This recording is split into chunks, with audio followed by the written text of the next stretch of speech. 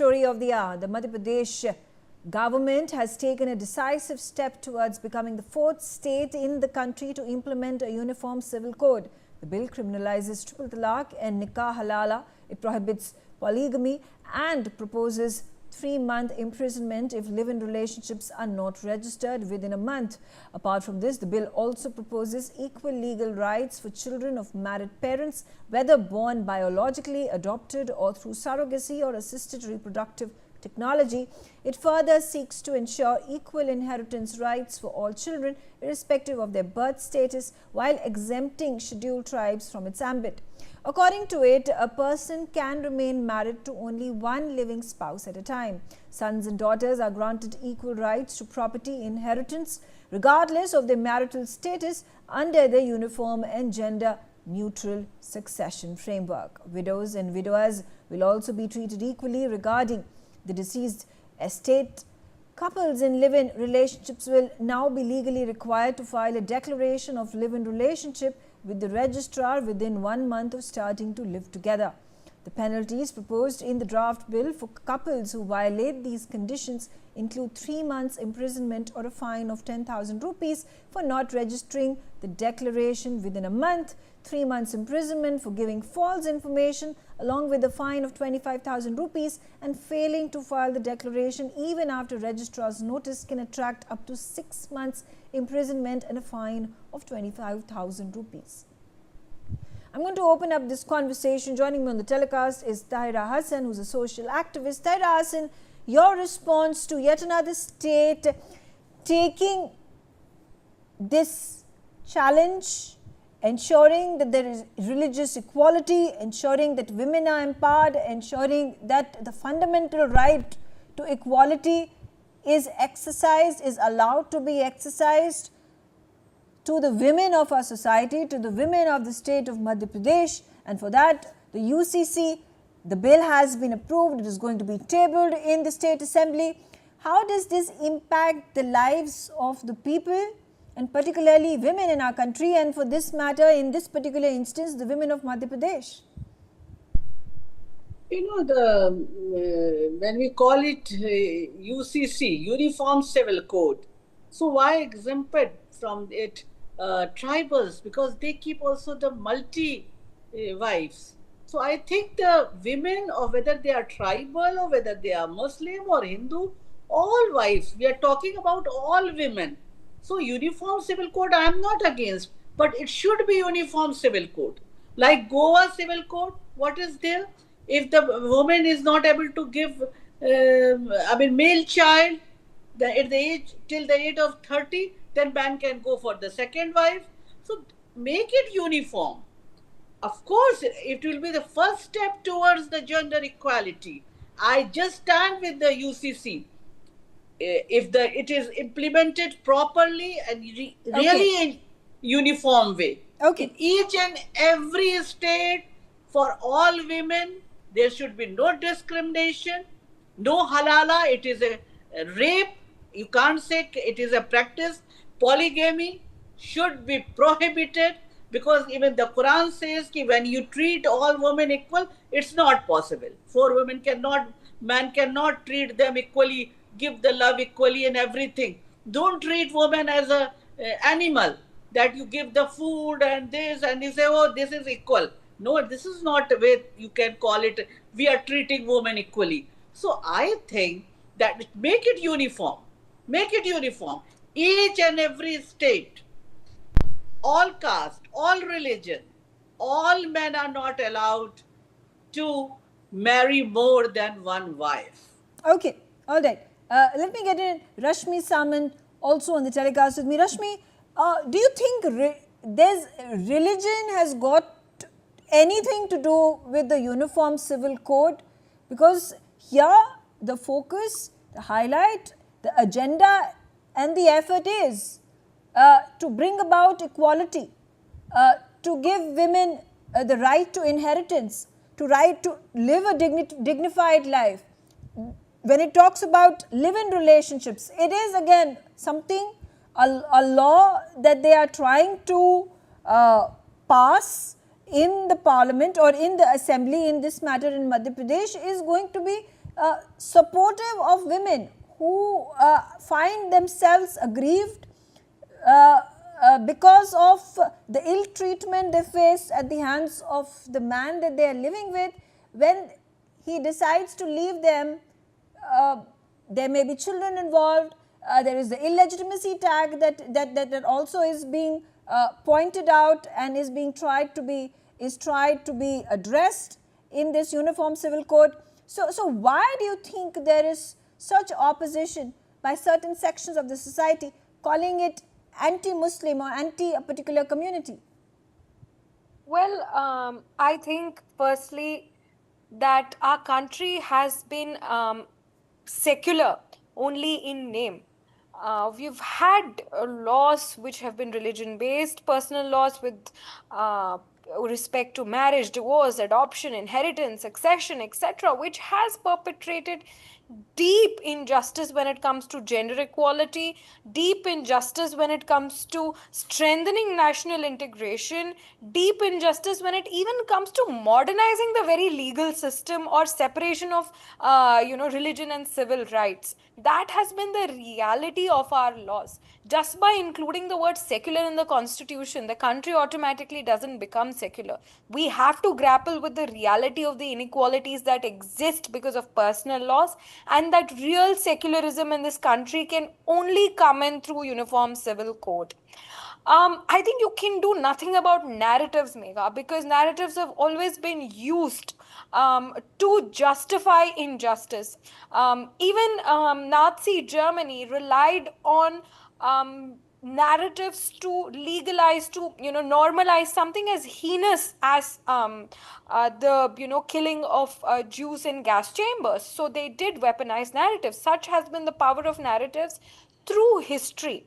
So what we need as a country is critical thinking. We need all of us to ask real questions as to what part about UCC is anti-Muslim, what part about UCC is religious. If anything, it is making sure that our laws are equal and do not have any religious character.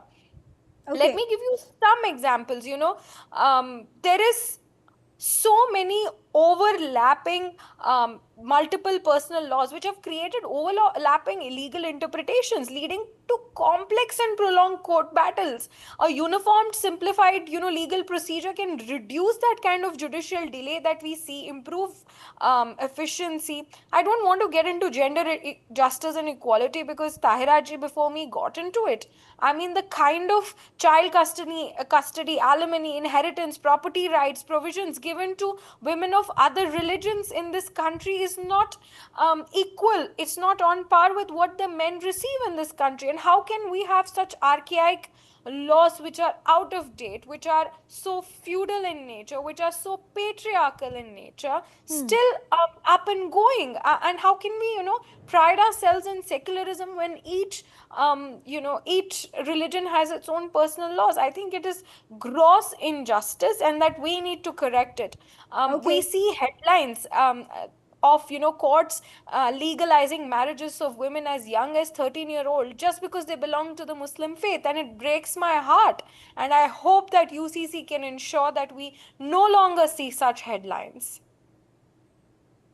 Ashwini Dubey, bringing you into the conversation, talking about the legality of the Uniform Civil Code, why do you think there are states and state governments that are governed by opposition parties that are dragging their feet in implementing the UCC?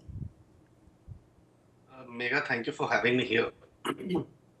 Megha, the framers of the Constitution, with a view to achieve uniformity of law, incorporated Article 44, which says, the state shall endure to secure for all citizens a uniform civil code throughout the territory of India. Within our country, where democracy is paramount, and vote bank is one of the issue where major opposition parties relies on the vote bank of Muslim population, saying that if under the garb of Article 25 of the Constitution, if they will allow, not implement the Uniform Civil Code and will allow them to govern by the Shariat Application Act 1957 itself, And so far as the gender equality, prohibition of outdated practices, universal marriage rules, equal rights for children, simplified procedures, and the law governing inheritance, adoption, maintenance, and the custody, as well as one wife policy, which has been the moat of the Ramarajya, that if you see has been ignored for since long back. And it is not coming first time. It is not a political issue. It's an issue which will unite country. Why? After India became mega independent, Uniform Civil Code was a highly debated issue in the Parliament of India in the year 1948.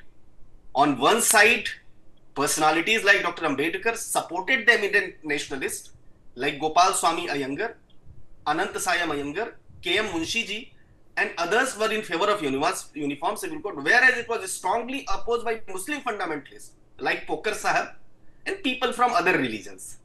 So the Article 44 was left over as a directive principles of state policy, saying that the state shall endure as and when the situation would come. The state shall endure to make the Uniform Civil Code for its citizens. So there is no amendment in the constitution. There is no extra thing which has brought, which is contrary to the constitution or basic structure of the constitution, which has been said in the Keshwanand Bharati. It is a long pending issue which would give right to our Muslim sisters. Okay. Yes, Megha. I do want to know from you, as Taira Hassan has raised this point, and if you could, give clarifications in legal terms about why is it that the government has excluded tribal groups to come in the ambit of Uniform Civil Code? See, Megha, the tribal population is very less. So far as they are following their rituals, so far as they are following their traditions, and they are away from the mainstream. And if you see the constitution also, constitution itself gives them a special right so far as their rights governing the property, inheritance, marriage is concerned. This is first step. Now second step, supposingly if tomorrow there is a need to bring them into the Uniform Civil Code, states may make it. Like you see, Megha, why there should not be any rule for live-in relationship? Number one, why a married man or married woman under the freedom of living of the person of his or her own choice should leave the, since the marriage which is sacrosanct in a country, and why under the name of that 377 is not, now Supreme Court has scrapped it. Now two adult couples live together. Why there should not be any legislation when we govern by the thousands of years of ethos, thousands of years of cultural values? And that too, when constitution was brought, that time it was highly debated. 2 years, 11 months, 18 days constitution debate. And 289 members debated on the issue. Mostly just because of the Muslim fundamentalist did not agree to it. The personalities like Dr. Ambedkar, Kamlapati Tripathi, and other 11 mothers of the constitution framers, I would call them, mothers of the constitution, they also agree to it. So why we live in an era in 21st century. This is a high time where we must bring a uniform law for its citizens. Okay, fair enough. All right, you've made your point. Let me also bring in Juhi Arora. She's also an advocate in the Supreme Court of India. Juhi Arora, let's hear it from you with regards to the challenges governments are facing statewide in implementing the Uniform Civil Code. We only have 4 states up until now, unfortunately, after the passage of the bill in Parliament years ago, that this bill has been implemented. At least in Madhya Pradesh, it's not yet been implemented, it's been approved. So the entire process of being tabled in the assembly is going to happen. Bengal also, this bill has been at this point of time at draft level, is when it's going to be proposed and then tabled is going to take a few months, if not years. And again, the same question of why is it that the states that are being governed by the BJP or the NDA are the ones who are spearheading the the agenda of implementing this bill?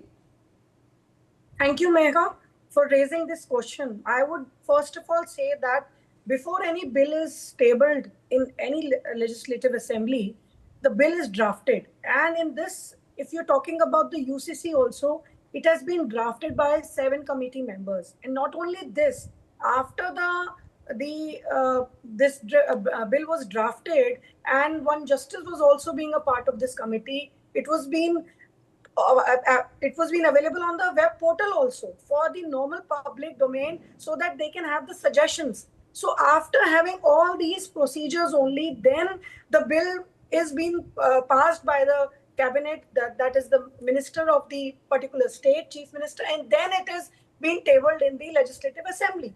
So it is not that any one person who wishes to make this proposal and he is going and out of their own whims and fancy making the proposal. The point is that if something is issued and if something is raised, obviously we can see there is the other side of the coin, which has always been, as the opposition always says, that it is not a bill which should be raised or tabled, and in fact the contents of the bill is also not appropriate for them. But as far as this is concerned, I am just asking one question: why there is a fear in their mind? If every woman, every man is being under the Uniform Civil Code, what rights will be prejudiced to them? No, it will give, in fact, a balanced statement with all the rights with regards to the adoption, marriage, inheritance, in fact, the live-in relationship, the act which is not yet there, it will be also taking care of those things also. We can see every day we can see that there are so many cases which are coming off basically of the live-in relationships, because we are also moving towards the Western culture. Why still we want to stick to those colonial laws and personal laws which has been made at that point of time? If we are moving towards the westernization, we are seeing that. I don't know. Is a live-in relationship actually a reflection of westernization of a country? I don't know. I mean, this is contentious. I do not think so. But okay. Anyway, let me once again get in Taira Hassan. Taira, let's hear it from you once again about how do we interpret the way certain groups in our country, even certain politicians, are projecting the Uniform Civil Code, continue to project it every single time it is brought into conversation in the country, in any state, when they continue to target the government, calling the government, utilizing UCC as a polarization device to bring about disharmony in the country and to attack the Muslim population. No, this patriarchy is very deep rooted, and the fundamentalist always, whenever we talk about the women right and gender equality, these questions come up. We have been, trying to attract the government attention that please codify Muslim personal law, so that women can have the right on land right they have already in the Islam, but they should get it. It is on the paper only. Only 1/3 they get from maternal home. Give them a right of 50%. Codify it. Adoption, child right, divorce, that is going to linger on. So these things should be done. We have been trying for such a long time. Right now somebody was talking of Ambedkar. Yes, Bhimrao Ambedkar wanted to bring the Hindu Code Bill, but that time fundamentalists took the head on with him. So what happened? After that, Nehru brought it in 2-3 phases. Same way, Muslim personal law must be codified first. And after this, UCC, no, I'm not against it. I said, equal right. I take it as gender equality. But I'm talking about the Goa Code Bill. Nobody is mentioning right now. I had said about it that if the age of 30 woman is not given to male child, my husband can go for second marriage. What is this? It is assault on the women's dignity. And talking about the tribal, they can go. It is not hurting the other woman if they have multi-wife Fair enough. is allowed. Fair So enough. But think do you about think the this is a uniform civil process? code you are talking. This is a Make it proper uniform. process that is going to continue Don't control for child. They can have for a more than 5 prolonged child. period of time.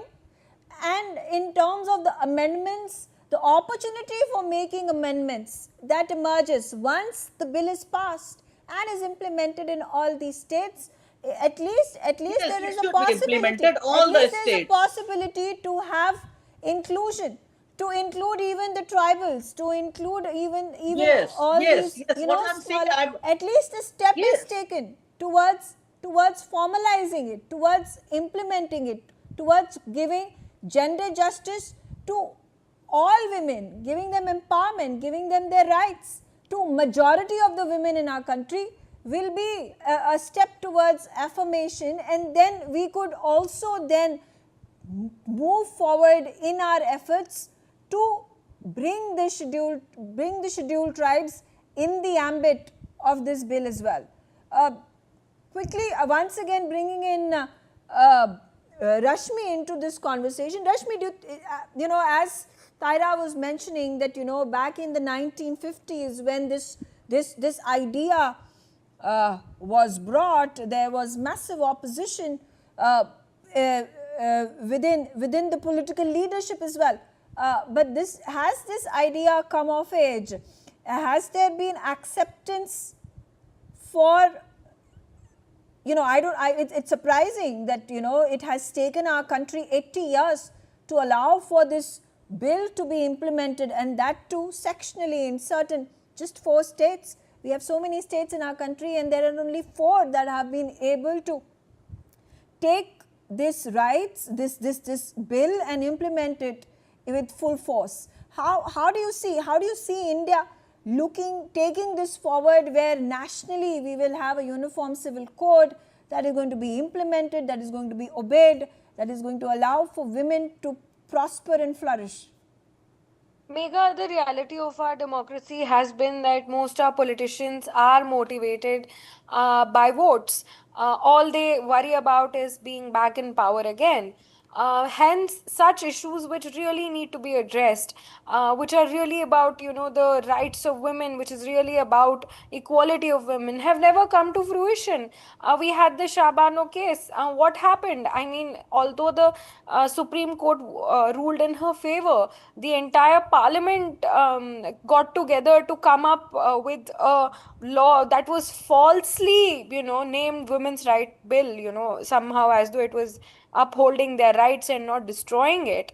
And we've had these things happen because fundamentalists, let's face it, they have a way of commanding vote banks, and they have a way of ensuring that at least they hold some leverage over these politicians, and they've been organized politically for a very long time. They've been very good at lobbying, at organizing votes, at holding significant sway at over a section of people, and that's why the good work hasn't gotten done until so far. And Yeah. I really salute I mean, absolutely. The politicians fact that it has who've taken us stuck their 80 neck out. years, and these fundamentalists, these extremists, these polarizing figures in our country within the political realm as well as outside of it have been able to endorse such power and influence that it has taken our country 80 long years to allow for this bill, which is for the benefit of the countrymen, of the women, of everybody in our country, still be stalled. And even now we continue to have debate on it, unfortunately.